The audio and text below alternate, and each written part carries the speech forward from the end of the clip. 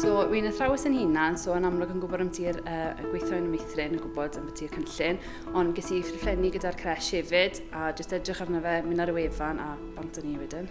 Oedd yn eitha rwydd, mae'n rhaid i ni siw bod y manylion i gyd gyda chi flaen llaw, chi ffili arbed eich cais. Mae'n cymryd ryw cwarter awr i gymuned i fynd drwy'r broses. Mae ambell i beth falle jyst bod yn ofalus o ran meithrinfa, mae pethau fel yna'n gallu fod yn ddryslyd, ond ar y cyfan mae'n eitha da.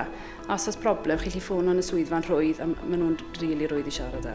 Bendant ar gymell lle rieni, ar y foment yw ar gyfnod mamolaeth, a felly mae'r un fach ti dechrau'n ysgol y fi yn Prynhawnau, felly ni wedi penderfynu cadw hi yma am y boreau 5 bore, a mae'r ffaith bod ni'n gwybod mae'n cael yr un safon ofal, yr un bwyd, pob peth yn ars yr un peth, ond bod ni jyst yn cael cymorth i gadw hi yma. Byddwn ni bendant ar y gymell lle. Mae'n cymryd ryw gwarter awr i gymuned, felly byddwch chi'n ffôl i byd o wneud a'r ffaith bod chi jyst yn cael arian i helpu gyda'ch blentyn.